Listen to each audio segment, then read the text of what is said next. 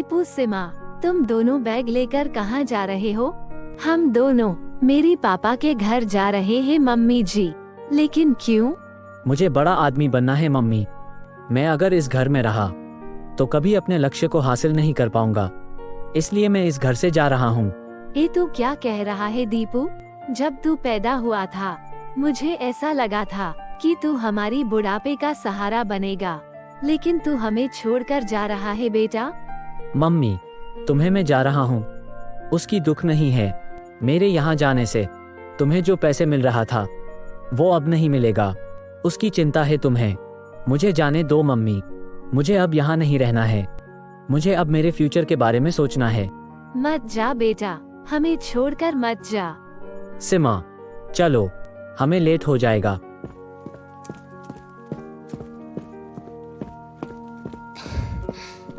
क्या हुआ? तुम दोनों ऐसे चुपचाप क्यों बैठे हो? कुसुम, तुम क्यों रो रही हो? पापा, दीपू भैया और सिमा भाभी घर छोड़कर भाभी के घर चले गए हैं। मम्मी ने उनको कितना रोका, लेकिन वो लोग मम्मी के बात नहीं सुने और चले गए। तब से मम्मी यहाँ बैठकर रो रही है। कुसुम, तुम चिंता मत करो, मैं अभी जाकर दीपू और सिमा को लेकर आता हूँ। रश्मि, अपनी मम्मी का ख्याल रखना, मैं अभी आया।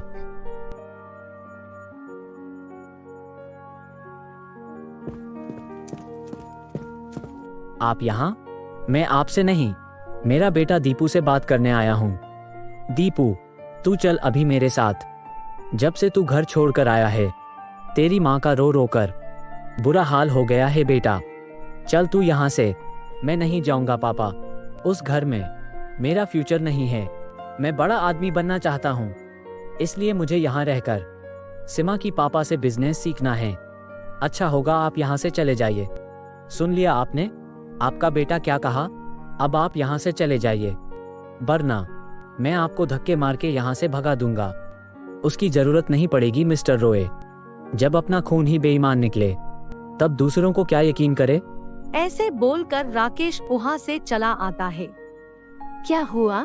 दीपू कहाँ है? आपने उसे अपने साथ नहीं लाए? वो नहीं आया कुसुम, उसकी आंखों में अब पैसे का नकाब चढ़ चुका है। वो बड़ा आदमी बनना चाहता है। वो उसकी ससुर और पत्नी की सामने यहाँ आने को मना कर दिया। तुमको अब उसके बिना रहने का आदत बनाना होगा कुसुम।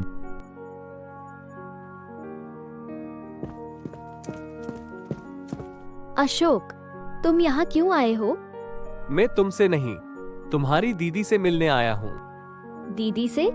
हाँ रश्मि, मैं उनका आशीर्वाद लेना चाहता हूँ। उस दिन उन्होंने कहा था कि जब मैं कुछ बन जाऊंगा तब मैं यहाँ आकर तुम्हारी हाथ तुम्हारी पापा से मांगूंगा। उस दिन उनकी एडवाइस से मैं आज एक पुलिस ऑफिसर बन पाया हूँ। कहाँ है अनु दीदी? उनको बुलाओ, मैं उनकी आशीर्वाद लेना चाहता हूँ। दीदी यहाँ नहीं है। अच्छा, मैं फिर कभी आऊंगा। तुम वही हो ना जो अनु के साथ उस दिन मिलने आए थे? नहीं मम्मी, आदित्य उस दिन मुझसे मिलने आया था, क्योंकि हम दोनों एक दूसरे से प्यार करते हैं। लेकिन तुमने उस दिन दीदी को बहुत बुरा भला कहा था, उनको बहुत ताने सुनाई थी। दीदी मेरी खातिर किसी को कुछ ना कहकर चुपचाप सहती रही। क्या अनु दीदी को आपने हमारी गलती की वजह से इतना कुछ बोल दिए? अगर उस दिन वो नहीं होते तो पता नहीं नादानी में हम दोनों क्या कर चुके होते। उनकी वजह से आज मैं एक पुलिस अफसर बन पाया हूँ। सुना मम्मी, जिस बेटी को तुमने हमेशा गाली मार ताने दे रही थी, वो बेटी इस घर के लिए लक्ष्मी थी। वो यहाँ अब नहीं है, तो घर देखो कितना सुना पड़ गया है। यहाँ तक कि तुम्हारी जरूरत को पूरी करने कोई नहीं है यहाँ पर। बोलो मम्मी, कौन तुम्हारे लिए अब खाना बनाती है? कौन अब घर का काम करती है?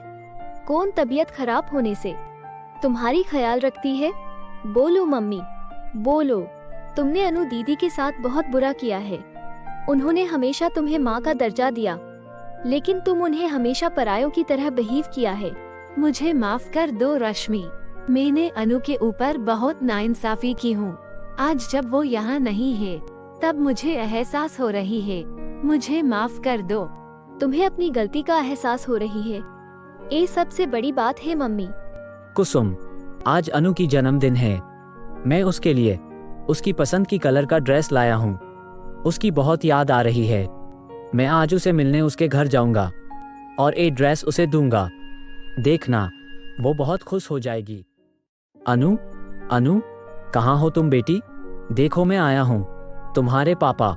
तू आ गई बेटी? तुझे इतने दिनों से ना देखकर मेरी आंखें नम हो गया था। अनु देख, आज तेरी जन्मदिन है ना? मैं तेरे लिए तेरी पसंदीदा कलर की ड्रेस लेकर आया हूँ। देख कर बता, तुझे कैसे लग रही है? क्या हुआ अनु, तू चुप क्यों है बेटी? तू मुझे देखकर खुश क्यों नहीं है? तू मुझसे नाराज है क्या? बोलना, तेरी चेहरे पे हंसी क्यों मिट गई है? हाँ, मेरी चेहरे से हंसी मिट गई है। क्यों आए हो आप यहाँ? अनु, तू ऐसे क्यों बोल रही है? 20 साल तक आपने पिता होने का बहुत अच्छी तरह से एक्टिंग किया है, लेकिन जब आपको पता चला कि मुझे लेकर आप बिजनेस कर सकते हो, तब आपका असली चेहरा बाहर निकल आया। आप अपनी स्वार्थ की खातिर मेरा बलि दे दिया। अनु, अनु नाम से बुलाने का आप हक खो चुके हो। मुझे मिस चौधरी बुलाओ। आप सही बोल रही हो मिस चौधरी। मेरा अपना बेटी समझकर, जो 20 साल से पाल पोस कर तुम्हें परवरिश किया था, उसका तुमने बहुत अच्छा सलाह दे रहे हो। मिस्टर राकेश पटनायक, आप उस परवरिश का अच्छा रकम का मुआवजा ले चुके हो। अब आपको मेरे ऊपर कोई हक जमाने का अधिकार नहीं है।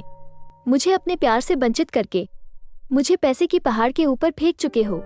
चौधरी अकाउंट से 5 करोड़ रुपए आप लेके उस प्यार का सौदा कर चुके हो।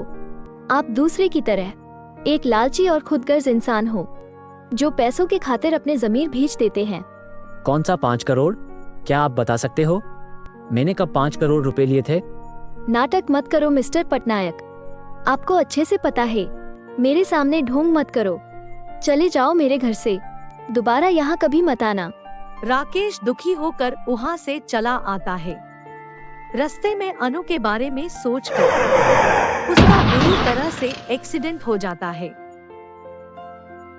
पुलिस उसको हॉस्पिटल में भर्ती करते हैं। डॉक्टर उसका ऑपरेशन करते हैं।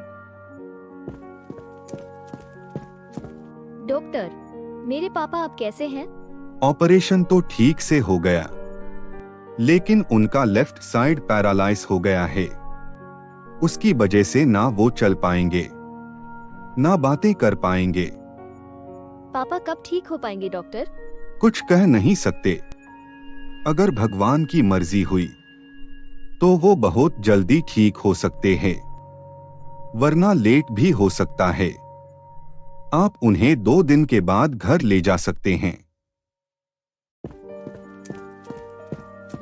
अनु बेटी, ऐसी उदास होकर क्यों बैठी हो? कुछ नहीं अंकल, आज कुछ अच्छा नहीं लग रहा है। मन में बेचैनी सा हो रहा है। मैं समझ सकता हूँ अनु, थोड़ी दिन में तुम्हारे साथ बहुत कुछ हो गया है, इसलिए तुम परेशान हो। तुम्हें चेंज चाहिए इस माहौल से। यहाँ से कुछ दूर पहाड़ी पर तुम्हारे दादाजी की एक फार्म हाउस है। हम आज ही वहाँ जाएंगे, तुम्हें अच्छा लगेगा। जैसे आपकी मर्जी अंकल। उस दिन शाम को अनु, रंजीत और रंजीत का बेटा मंटू फार्म हाउस के लिए निकल पड़े। ये रही तुम्हारी फार्म हाउस। अंकल, ये फार्म हाउस तो बहुत सुंदर है। इसका वातावरण बहुत शांत है। हाँ, इसलिए तो मैंने तुम्हें यहाँ लाया। चलो अंदर चलो। रामू काका, ए अनु है आपकी नई मालकिन, मिस्टर चौधरी की पोती। आप जाकर गाड़ी से सामान ले आइए। अनु, ये रही तुम्हारी कमरा। तुम थक गई होगी, थोड़ी देर आराम करो। पापा, अब हमें आगे क्या करना होगा? मंटू, मिस्टर चौधरी की प्रॉपर्टी के लिए मैंने अनु को इस फार्म हाउस में लाया। अब वो हमारी मुट्ठी में है। हम उसे जो कहेंगे वो ऐसा ही करेगी। प्रॉपर्टी की पेपर्स में साइन होने के बाद हम उसका काम तमाम कर देंगे, यानी मार देंगे। अनु बेटी, ये कुछ पेपर्स है, उसमें तुम्हारी साइन चाहिए। तुम्हारी साइन के बाद वकस को पैसे मिलेगा। उसके बाद अनु उस पेपर्स में साइन कर देती है। तुम्हें बहुत बहुत धन्यवाद अनु, तुमने इस पेपर्स में साइन करके अपनी मौत को बुलावा दिया। ये क्या कह रहे हैं आप? ये तुम्हारी प्रॉपर्टी की पेपर्स थी जिस पे तुमने अभी साइन किया। अब तुम्हारी सारी प्रॉपर्टी मेरे नाम पे हो गया है। जिस चौधरी खानदान की प्रॉपर्टी पाने के लिए मैंने तुम्हारी पापा और दादाजी को मारा था, वो प्रॉपर्टी आज मुझे मिल गया है। अब तू भी अपनी पापा और दादा की तरह ऊपर चली जाना। अगर तुझे मैं छोड़ दिया तो तू मेरे लिए खतरा बन सकती है। मंटू, अनु को रस्सी से बांध दे। छोड़ दो मुझे, प्लीज मुझे छोड़ दो। मैं यहाँ से चुपचाप चली जाऊंगी। तुम लोगों के बारे में किसी को कुछ नहीं कहूंगी। प्लीज मुझे मत मारो, मुझे छोड़ दो। तभी रंजीत उसके ऊपर आग लगा देता है। अब आगे क्या होने वाला है, जाने के लिए देखिए हमारा अगला एपिसोड।